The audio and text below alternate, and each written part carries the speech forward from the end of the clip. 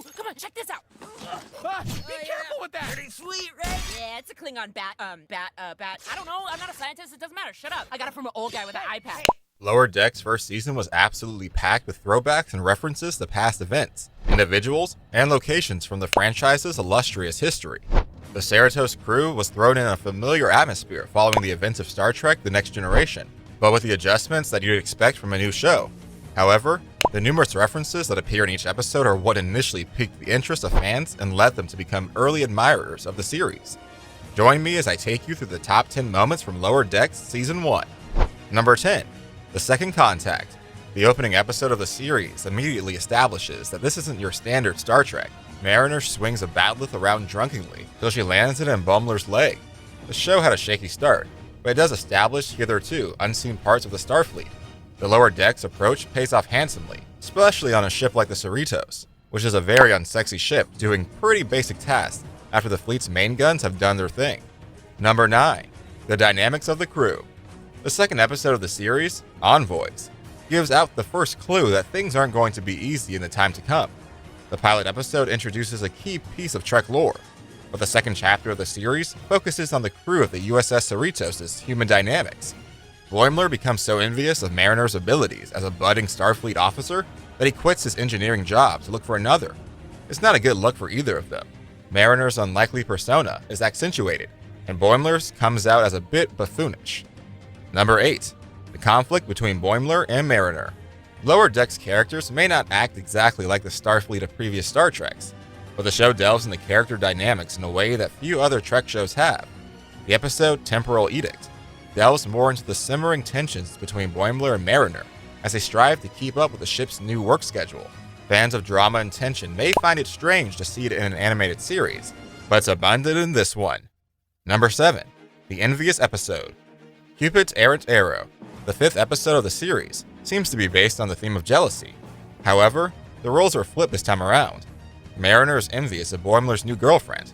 However, the level of her emotions for him seems questionable till the season ends. Indy and Rutherford, the other members of the Ensign Squad, that is the centerpiece of the show, are green with envy over the equipment of other Starfleet vessels. There are also several humorous bits in the episode, like an Easter egg from It's Always Sunny in Philadelphia, which has a bunch of Star Trek Easter eggs of its own. Number 6. The Murderous Artificial Intelligence Program. In its episode, Terminal Provocations, Lower Decks introduced a mascot-like version of the classic Starfleet Delta insignia, who also happens to be a funny riff on the old Microsoft assistant, Clippy. Badgie was created by Ensign Rutherford to work as a helpful training assistant inside the holodeck. While he started out friendly, however, it wasn't long before Badgie became a murderous program that turned against its creator. Badgie's not everything he seems, at least not like anything that is on the holodeck, where he emerges as part of a training program. At the end of the episode, Rutherford defeated his son, but Badgie still remained inside the holodeck. At that point, it was clear that the program would return to haunt the Cerritos one day, which came in the season's finale. Number 5. Boimler is out of phase. Lower Decks brings the franchise back to the era of Star Trek: The Next Generation, reminding fans that TNG is the best version of Star Trek. In the Much Ado About Boimler episode, a transporter problem sends Boimler out of phase, which is a fairly common sight in Star Trek. He glides around the ship like a ghost, and it's a fascinating exploration into who he is as a person. It also allows the personnel to bond with their colleague and buddy in such a dangerous situation. The clear reference to the Star Trek: The Next Generation episode, The Next Phase, highlights the show's strong ties to the 24th century and demonstrates why the TNG era of Star Trek is the best. Number 4. The Q Alert. We know Lower Decks is amazing on its own, but things got even better in this episode, Veritas, when the legendary villain Q suddenly made an appearance. After all, it's been some time since the Trekkies have seen the Next Generation character in all of its glory. Interestingly, Q made sure to confirm he can see the future by dropping some spoilers from Star Trek Picard. In the episode, the crew of the Cerritos became fed up with Q's random challenges and asked him to go find Picard for his shenanigans. It is at this point that Q tells them that Picard is nothing but Shakespearean and a vine maker. Hey, we already knew that, but the rest of the crew of the Cerritos didn't know it then. After all, the animated series took place in 2380, a full 5 years before Picard decided to retire from Starfleet. to become a winemaker. Needless to say, Q revealed to the crew what Picard would be doing in the future, but they were obviously too exasperated to care. Number 3. The Crisis of Genesis Device. Lower Decks' terraforming technology became a problem, causing a crisis akin to that caused by Star Trek II, The Wrath of Khan's Genesis device. The Wrath of Khan is notable for the return of Ricardo Montalban as a malevolent Khan Noonien Singh, as well as the Genesis device, which serves as the film's MacGuffin. The Genesis device made its debut on Lower Decks, and the animated comedy's 24th century version proved just as problematic as Khan's weapon. The U.S.S. Cerritos and its sister ship, the U.S.S. Merced, were ordered to tow a Generation ship to a Federation starbase in Moist Vessel.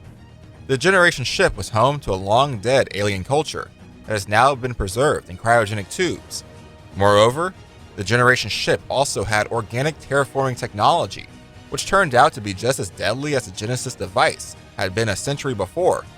Tragically, the Merced's captain made a mistake, allowing the organic terraforming particles to escape and assault both starships. Natural rock and water formations ripped through the hulls of the Cerritos and the Merced, destroying their ships. Despite the fact that the Merced was destroyed, Mariner and Captain Freeman were able to beam the Merced's entire crew safely on board the Generation ship, which the Cerritos delivered to the nearest starbase, thanks to their rapid thinking. Fortunately, Mariner and Freeman were able to address the problem without any fatalities. Number 2. Taking a dig at the X-Men. In its 9th episode, Crisis Point, Lower Decks cheekily took a dig at the X-Men franchise. Although each episode of Lower Decks is filled with various Easter eggs and jokes about a variety of characters, species, and storylines from various Star Trek TV shows and films, Crisis Point is a thorough, full-on parody of Star Trek's own films along with other movie franchises. Crisis Point, a holodeck episode, is about Ensign Beckett, Mariner, resolving her differences with her mother, Captain Carol Freeman, by staging an elaborate film in which Mariner plays a Khan-like villain named Vindicta, seeking vengeance on the captain of the Cerritos. Mariner enlists the help of her fellow Lower Decks, Orion Devana Tendi, and Cyborg Sam Rutherford, to play Vindicta's henchmen as part of her treatment. Tendi, Rutherford, and Shempo, who is a stand-in for Ensign Brad Boimler, are referred to by Vindicta as my 3 horsemen of the Vinpocalypse, which was probably a dig at the mutant antagonist in X-Men Apocalypse. Number 1. Captain Riker and Counselor Troy. The Season 1 finale of Lower Decks had Captain Will Riker and his wife, Commander Deanna Troi, featured as the biggest guest stars from Star Trek The Next Generation yet. Lower Decks finale was thrilling for all the Trek fans, as it was the first time they saw Riker and Troi in command of their new vessel, the U.S.S. Titan. The U.S.S. Cerritos was rescued by TNG's first couple, and viewers learned exactly how deep Riker and Ensign Beckett Mariner's bond is. The Cerritos was being destroyed by a fleet of hybrid starships commanded by Pakleds when Riker and the Titan arrived. This was the first time Trek fans saw Riker, Troi, and the Titan in action. And they didn't disappoint, swooping in like the cavalry just in time. The Titan dispatched the invading aliens with ease and sent them packing. It was also amusing to see Captain Riker energetic and upbeat, while Troi was perplexed by her husband's contagious zeal. Riker gave the impression that he carried himself with the outsized personality of Captain Picard aboard the Enterprise. But now he has his own authority. He was more comfortable, assertive, and amusing. The Titan was also a massively powerful ship that lived up to the expectations of its fans. So, what do you think? What was your top moment from the first season of Star Trek's Lower Decks? Are you looking forward to another season of the Lower Decks? Let me know in the comments below. Be sure to subscribe and like us. I will see you next time on the channel. Until then, it's goodbye.